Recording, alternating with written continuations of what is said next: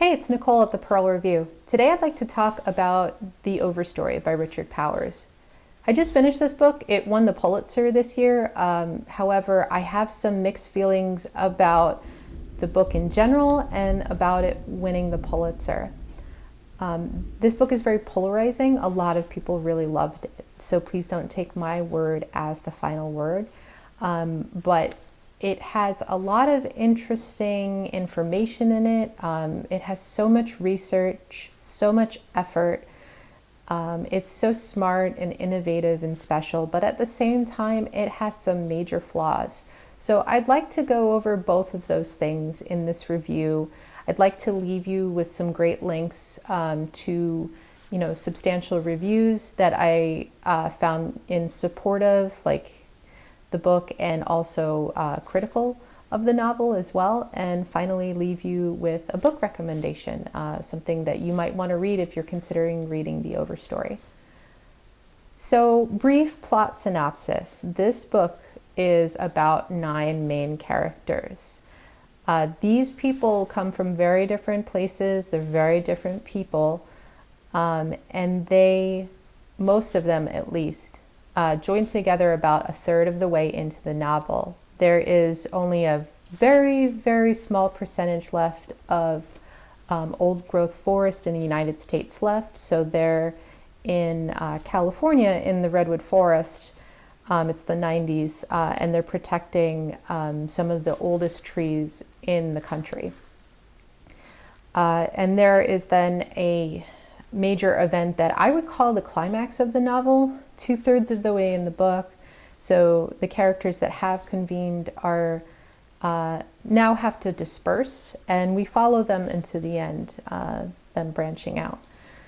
This book is actually supposed to be modeled structurally like a tree, where their first stories in different places are the roots, and they're combining as the trunk, and they're dispersing as the crown of the tree. I think this is a little silly and gimmicky personally, because it's something that is, a very common structure to a novel. You have different people combining, doing something, bigger than themselves, and seeing the aftermath of that. But what Powers is trying to do with these characters who have made it their life mission to protect trees is show how people become invested in things that aren't human. That is something that he's very passionate about. Powers sees the world as, and rightly so, being on fire, and that art should be directed at saving the world, changing people's minds, giving them a good story to make them think about what's happening and how we can stop the terrible things that are causing the world to deteriorate faster and jeopardize our civilization. His second big, goal of the book is to make the main character actually be the trees. By having these 9 characters that are obsessed with nature and trees and affected by them, in this sort of like patchwork kind of structure, it's supposed to bring these trees to the center, to make them the critical, focal point of the novel. So his writing about the trees is one of the best parts of the book. You learn so much, and it really makes you enjoy trees more. I know some people found that a little bit tedious, and this book is pretty long.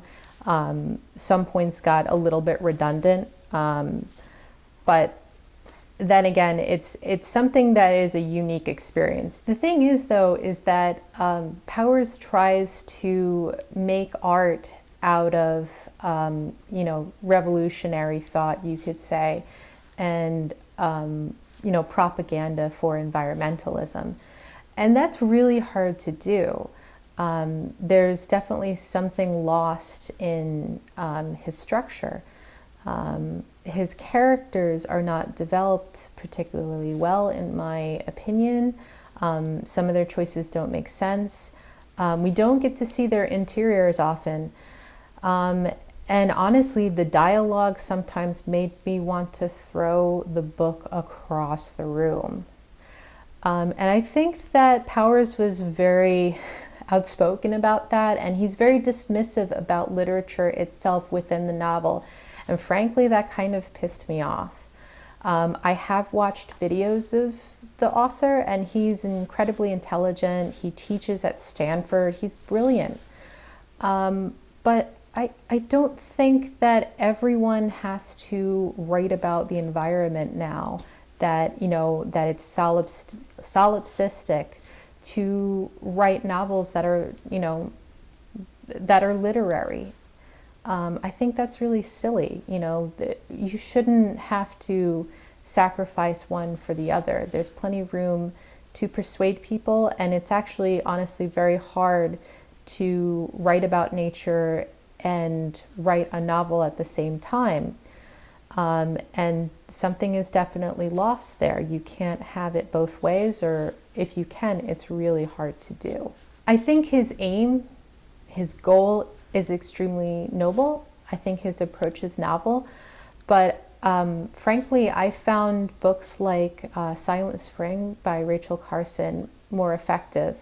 And I know that is, you know, setting the bar really high. Rachel Carson wrote her book while dying, and she knew that she was going to be refuted heavily. And what she wrote really did change the world. I think it's easier to write nonfiction and try and change people's minds versus adding a fictional story. I also think that sometimes you don't need to fictionalize something. Nature is interesting in and of itself. And I am frustrated that someone that seems pretty dismissive of literature won a Pulitzer Prize.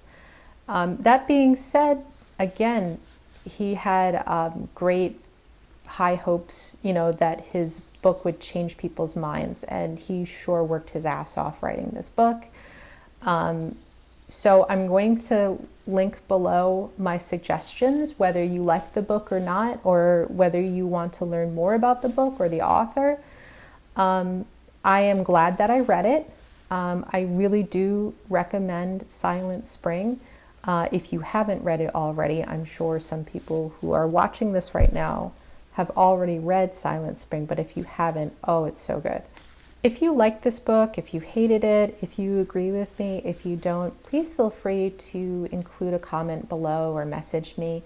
I do put these reviews up to spark conversation, and I hope I haven't offended anyone. I just, I know that this book is a good book, but it's not perfect. I think that's okay. I think it's interesting, and I think that the comments I made are kind of fair. I hope so. Anyway, thanks so much for listening. Bye.